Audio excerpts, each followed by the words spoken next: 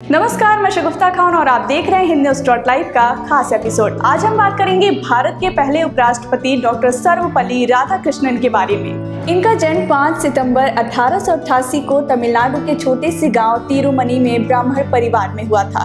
इनके पिता का नाम सर्वपल्ली वीरास्वामी था। इनका परिवार बहुत ही गरीब था, इस कारण राधाकृष्णन को बचपन से ही ज्यादा सुख सुविधा नहीं मिली। राधाकृष्णन की 16 साल की उम्र में ही इनकी दूर की चचेरी बहन शिवात्मा से शादी हो गई, जिनसे उन्हें 5 बेटी व 1 बेटा हुआ।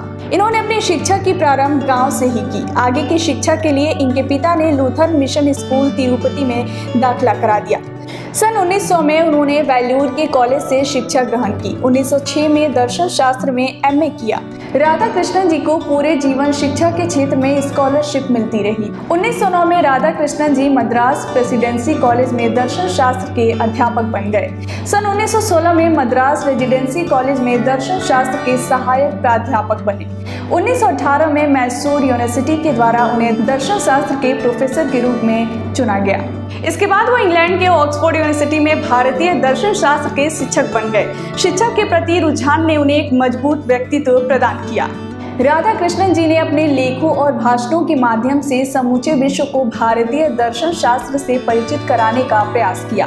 राधाकृष्णन जी बहुआयामी प्रतिभा के धनी होने के साथ ही देश की संस्कृति को प्यार करने वाले व्यक्ति भी थे। डॉक्टर राधाकृष्णन ने 1947 से 1949 तक संविधान निर्मात्री सभा के सदस्य के रूप में कार्य किए।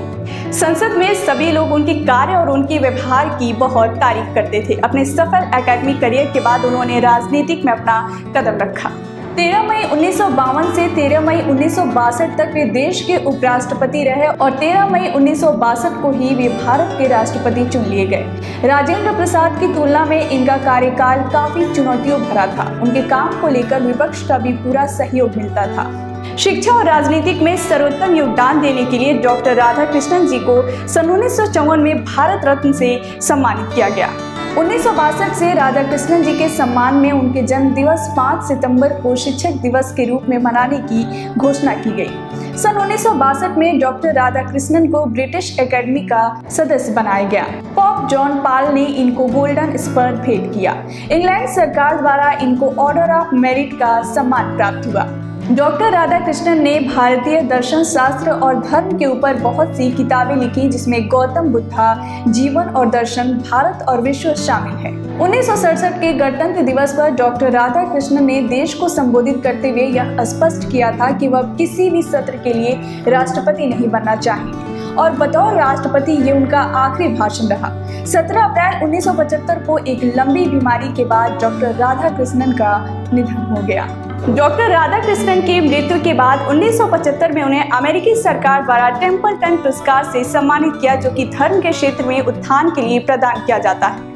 इस पुरस्कार को ग्रहण करने वाले यह प्रथम गैर ईसाई संप्रदाय के व्यक्ति थे। डॉक्टर राधाकृष्णन ने अपने जीवन के 40 वर्ष एक शिक्षक बनकर बिताए। शिक्षा के क्षेत्र में उनका योगदान हमेशा याद किया जाता है, इसलिए 5 सितंबर को शिक्षक दिवस मनाकर डॉक्टर राधाकृष्णन के प्रति सम्मान व्यक्त किया जाता है।